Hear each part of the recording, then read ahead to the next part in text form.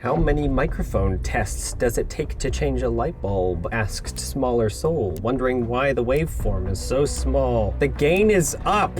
Oh, it's the wrong mic. It's coming through my laptop. Whoopsie. This episode is dripping with atmosphere. The opening... What? Have you seen her? Have you seen the woman? Can you be more specific?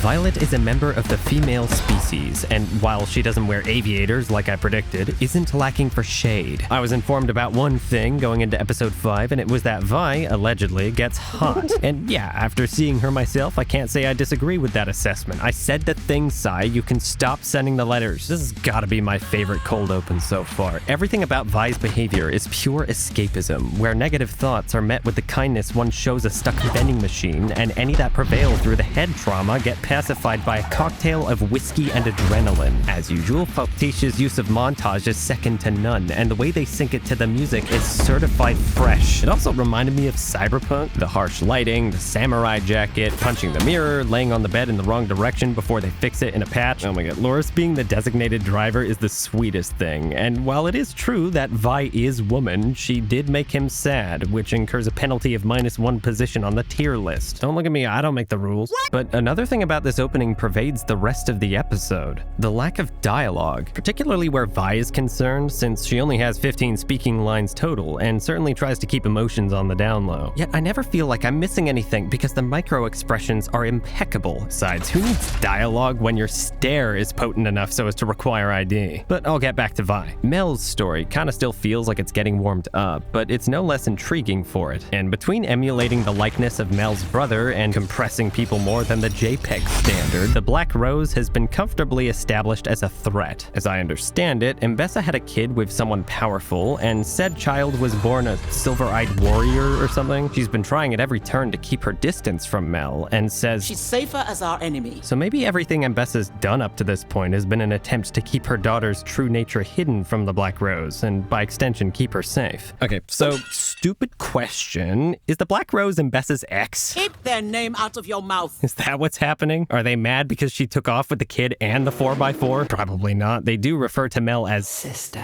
I honestly have no clue. Tossing this one in the not enough info bucket for now. Moving on. Okay, so Salah.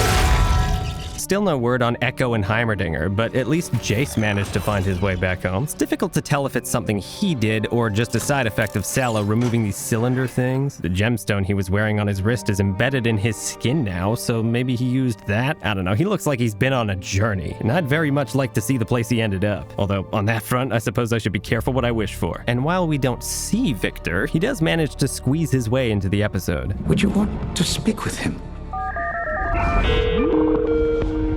Hello? Who's this? Victor.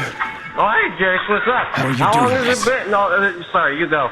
I thought you were done with Hextech. Oh, dude, yeah, dude, we're on distribution now. You've given Hextech to the people. Oh, sorry, it's really loud here. Just swing by my place. I quite like how much of Victor's storyline has been inferred or outright off-screen. It's like his activities have gone unchecked, and when people start to notice the repercussions of what he's been doing, it's gonna be too late to stop it. But once Jace shows up, I imagine there's gonna be an action set piece trippy enough to make that one scene from episode 3 look like a walk in the park. Caitlin gets to make use of her bachelor's degree in Sherlock for the first time since season 1, but Mbessa proves she's the smartest person in the room once again by just paying attention to her subject and offering them what they want. There's a shot in here that's almost identical to one in Salo's room. Caitlin's out of focus, driving with the military equivalent of a plastic steering wheel, while Mbessa does the real work. And yeah, threats of imprisonment in a cell probably won't faze a guy who locked himself in one. Speaking of which, good things do indeed come to those that wait, because Singed, within the span of 2 episodes, has risen from a place of utter obscurity to the S tier, right above Vi, because she was mean to Lore. Granted, I am biased. I've got a soft spot for the sociopathic scientist gleefully teetering on the edge of human morals, but it's the addition of his compassionate side that elevates him for me. I never saw him as someone who valued the lives of others, but the way he addresses Vander as a victim of great tragedy is deeply compelling. I figured his motivation was apolitical, but for some reason I didn't consider the idea that he lost someone. All the pieces were there. His research is focused on resisting death. He speaks to Isha in a somewhat parental tone, keeps a music box close at hand, says this in season 1. I too once had a daughter.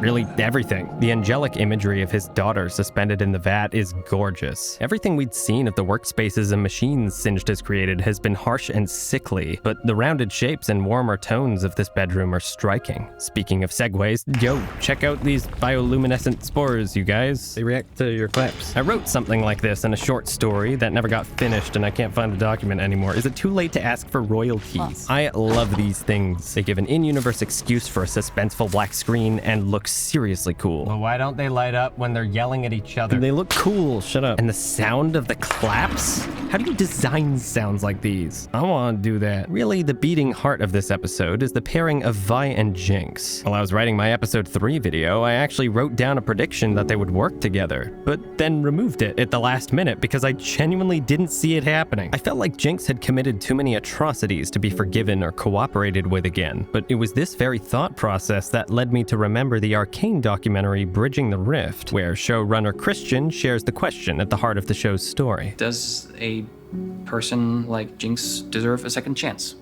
Can a monster ever be forgiven?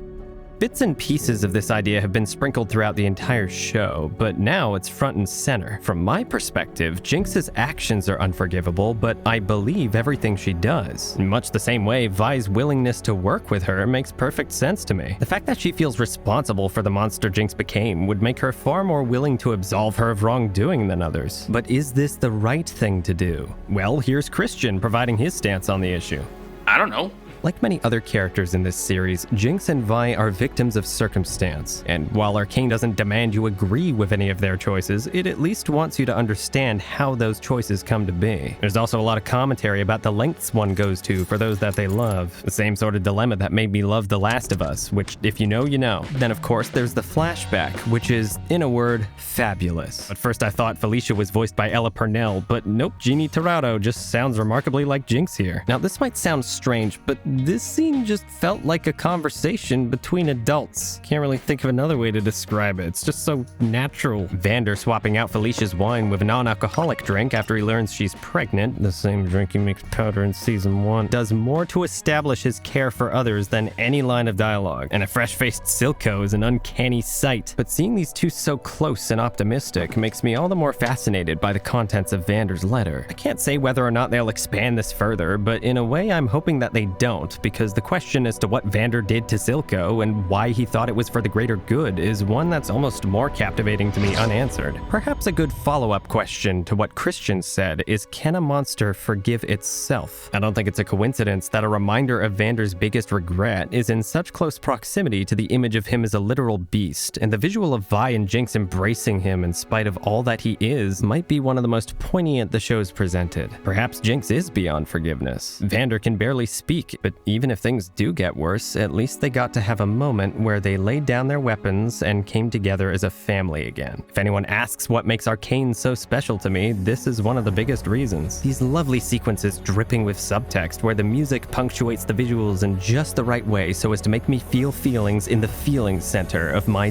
dome. Not quite to the point of tears this time around, but let me tell you, we're getting close.